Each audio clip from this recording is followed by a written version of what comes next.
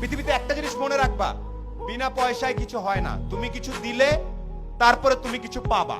এটা সবচেয়ে আমাদের সবার মন খারাপ হয়ে যায়, আমাকে ডাকলো না কেন, আমাকে সম্মান দিল না কেন, আমাকে ট্যালেন্ট পুলে বৃত্তি দিল না কেন, কারণ তুমি ভালো একটা খাতা জমা দিতে পারো নাই।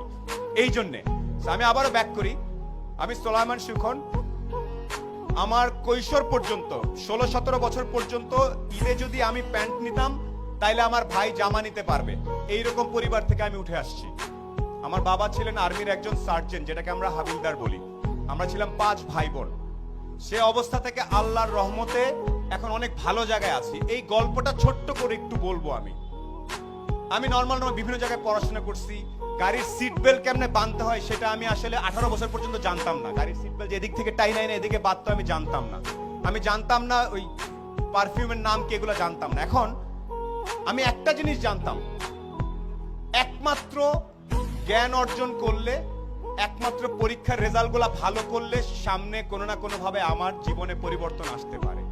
এখানে পরীক্ষার রেজাল্ট ভালো কার কার আমি আওয়াজ শুনতে চাই। 13 থেকে 19 আওয়াজ শুনতে চাই ভালো ছাত্রছাত্রীদের। এখানে প্রত্যেকে ভালো ছাত্রছাত্রী আমি জানি। আমি আজকে লিস্টে পড়েছি, পলক ভাই প্লেনে আসতে আসতে বলছিল যে এত ছেলে মেয়ে, এত কৃতি সন্তান আমি কিভাবে ছবি তুলবো একসাথে, আমার তো পুরো মাঠ লাগবে। সিংড়ার মতো একটা জায়গায় এতগুলা মেধাবী ছেলে মেয়ে তৈরি হচ্ছে। একটা সাজেশন তোমাদের সবার প্রতি, যারা তরুণ, এখানে যখনই চিন্তা করবা, এনি টাইম, তোমার বয়স 14, তুমি একভাবে চিন্তা করবা যে আমি, আমার বয়স 14, নিউ ইয়র্কের একটা 14 বছর, আমেরিকার একটা 14 বছরের ছেলের সাথে যদি আমি 1 ঘন্টা কথা বলি, ও জিতবে নাকি আমি জিতবো। এই স্টাইলে যদি যেতে পারো তাইলে তুমি একটা কিছু হওয়ার চান্স থাকে। না, অনেক আগে বলতে পারবো না ভাই, কেন আমেরিকার ছেলেটা কি দেখে, ও যা দেখে তুমিও তাই দেখো। ইন্টারনেট আছে না, আমি তোমাদের শেখ কামাল ডিজিটাল ল্যাব দেখে আসছি। আমি জানি এই আমতলা ইন্টারনেটের কারণে ছেলে পেলে এসে বসে বসে কাজ করে, আমি জানি এটা। আমেরিকার ছেলেটা যে ইন্টারনেট ইউজ করতেছে, তুমি একই ইন্টারনেট ইউজ করতেছো না? কে কে আওয়াজ?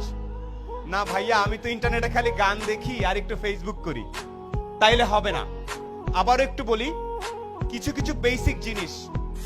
আজকে এই প্রোগ্রাম নাচা গানা শেষ হয়ে সবাই চলে যাওয়ার পরে বাসায় যাবা, শাওয়ার নিয়ে ঘুমানোর আগে একটু দাঁড়ায় বলবা, একটা লোক আসছিল কালো করে, ভাঙ্গাচোরা, দেখা তো খুব একটা ভালো মনে হলো না, বাট উনি একটা কথা বলছে, আমি যদি নিজেকে পৃথিবীর যে কোনো মহাদেশের 14-15 বছর একটা ছেলে বা মেয়ের সাথে সমান সমান দাঁড়ায় 1 ঘন্টা কথা বলার মতো ক্যাপাসিটি না থাকে, তাহলে আমি আর অনেক পিছায় আছি। এই সাহস কার কার আছে? আমেরিকার একটা ছেলের সাথে 1 ঘন্টা, আয় বাবা তোর সাথে আলাপ করি, আয় তোর একটু চলন বিলের স্টাইল শিখায়, আয়, এটা কে কে করতে পারবে?